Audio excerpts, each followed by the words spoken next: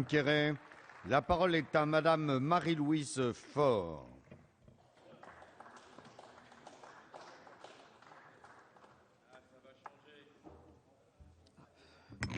Monsieur le Président, merci. Mesdames les ministres, mesdames les rapporteurs, chers collègues, durant la campagne présidentielle, le président Hollande avait défini son mode de gouvernance. Pour réussir, je le cite, « il y a une condition à remplir, l'esprit de rassemblement autour du pacte républicain. Le président a le devoir de cohésion sociale et d'unité nationale. Je m'y engage. » On sait que les promesses n'engagent que ceux qui les écoutent. Mais aujourd'hui, notre pays, en butte à des difficultés de chômage, de pauvreté, en situation de guerre au Mali, se trouve déchiré par ce que Madame la garde des Sceaux appelle une réforme de civilisation à travers la loi ouvrant le mariage aux couples de personnes de même sexe. Je fais partie de ceux qui pensent que le mariage est une institution qui articule vie conjugale et vie parentale. À cette sécheresse institutionnelle s'est invité au fil du temps l'amour, mis en avant pour contracter mariage et fonder famille. Et je crois à l'amour, ce lien magique entre deux êtres, pourvu qu'ils soient sincères et heureux, et je récuse dans cette enceinte qu'il puisse exister des amours honteuses.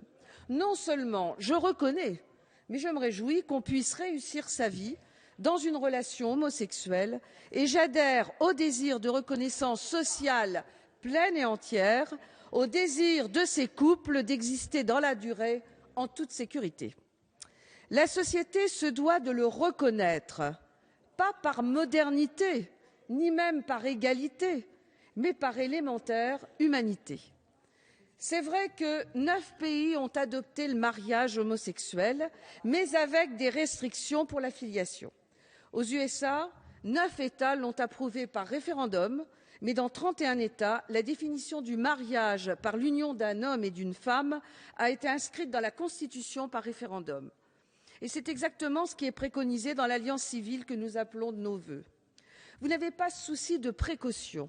En dépit du million de manifestants, ou un petit peu moins si vous voulez, dans la rue, qualifiés de défilé consistant par le président de la République, le projet de mariage pour tous touche à la filiation et la philosophe Sylviane Agacinski s'insurge en se disant sceptique sur le projet, en dénonçant un manque de courage et en disant que vous vous êtes, je la cite, fourvoyé en unissant mariage et adoption. Enfin, au nom de je ne sais quelle égalité supposée, vous oubliez la loi naturelle. Vous tournez en dérision l'Église catholique en oubliant ou en négligeant que les représentants de toutes les grandes religions monothéistes s'élèvent contre ce projet de loi. On peut respecter cet éclairage, comme on peut respecter ceux qui parlent. Vous oubliez l'éthique de la médecine, car vous ouvrez la boîte de Pandore que représentent la PMA et la GPA, sans précaution et sans même en mesurer toutes les conséquences. Je voudrais vous citer le sociologue Jean-Pierre Le Goff. Cette grande bataille idéologique est menée au nom de l'égalité, mais a-t-on le droit de bricoler l'anthropologie au nom de l'égalité? Et j'ajouterai, en ce même nom de l'égalité, a-t-on le droit de violer les consciences? La conscience de vous, mesdames et messieurs les députés, genre je ne veux voir qu'une tête, ce qui conduit très démocratiquement, et ça m'a choqué, le Premier ministre à dire dès dimanche soir le texte sera voté. Pourtant, l'un des vôtres, Jérôme Lambert, notre collègue, écrit « Le texte m'a conforté dans mon opposition. Je refuse qu'on parle d'égalité à tort et à travers sur des sujets où c'est la diversité qui crée la vie. » La conscience des mères.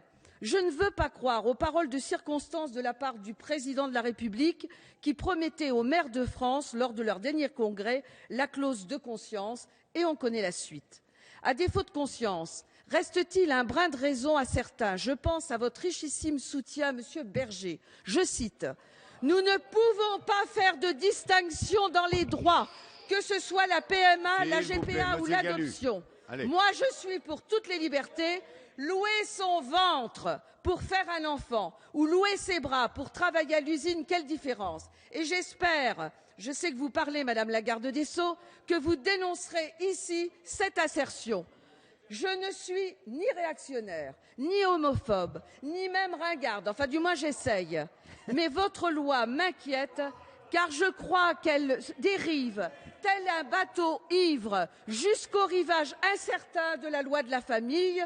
Et votre circulaire, Madame le garde des Sceaux, est certainement un élément précurseur. Alors je voudrais terminer en vous disant, je veux une société apaisée où chacun trouve sa place, une société respectueuse des différents choix de vie, des orientations sexuelles, une société consensuelle, bref, une société fraternelle. Et pour moi, c'est cela l'égalité. Je vous remercie de votre vigilante attention. Merci, madame.